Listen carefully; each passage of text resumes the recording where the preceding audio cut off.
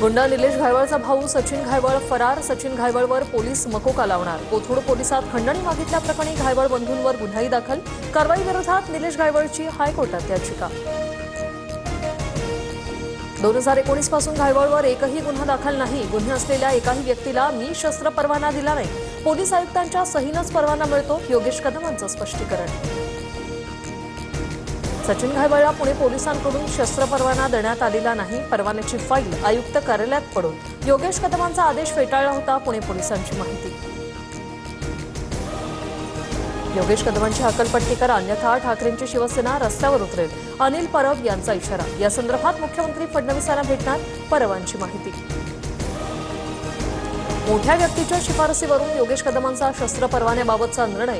योगेश कदम आधीपासून परवांच्या टार्गेटवर. रस्त्यावर उतरायचं तर उतरा. रामदास कदम यांचा परवाना प्रत्युत्तर. गुंड निलेश घायवळ राम शिंदेंचा निकटवर्तीय. त्यांच्या सांगण्यावरून बंदुकीचा परवाना दिला असावा. रोहित पवारांचे विधान परिषद सभापती राम शिंदेंवर गंभीर आरोप. भाजपचे माध्यम प्रमुख नवनाथ बन यांच्याकडून रोहित पवार आणि सचिन घायवळचे एकत्रित फोटो ट्विट.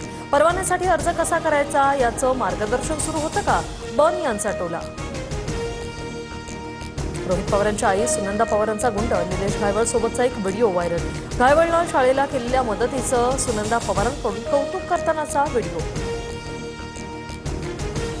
मागील विधानसभेत निलेश घायवळ रोहित पवारांचे कार्यकर्ते होते. काचेच्या घरात राहणाऱ्यांनी दुसऱ्यांना दगड मारू नये. तानाजी सावंतांची टीका.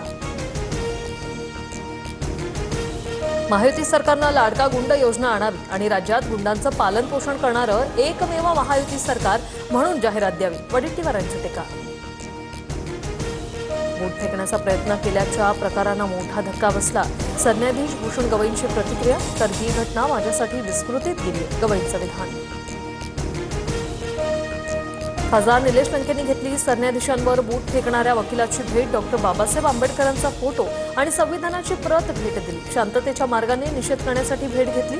लंकेंची प्रतिक्रिया. उद्या ओबीसी मोर्चा आधी विखेंकडून जरांगेंची भेट. भुजबळांनी जीआरला विरोध करणं सोडावं. राधाकृष्ण विखेंचं आवाहन. तर सामाजिक विषमतेला शरद पवार जबाबदार असल्याची टीका. विजय वडेट्टीवारांच्या नेतृत्वात उद्या नागपुरात ओबीसींचा मोर्चा. विदर्भातील ओबीसी नेते आणि कार्यकर्ते मोठ्या संख्येने सहभागी होणार. वडेट्टीवारांकडून मोर्चा स्थळाची पाहणी. अहिल्यानगरमध्ये अमोल दौंड या तरुणाची आत्महत्या. वंजारी आरक्षणाच्या मुद्द्यावरून आत्महत्या केल्याचा दावा. तर ओबीसींना वाऱ्यावर सोडल्यासारखं वाटतंय. आत्महत्येपूर्वी अकोल्यात ओबीसी कार्यकर्त्याचा व्हॉट्सअप स्टेटस.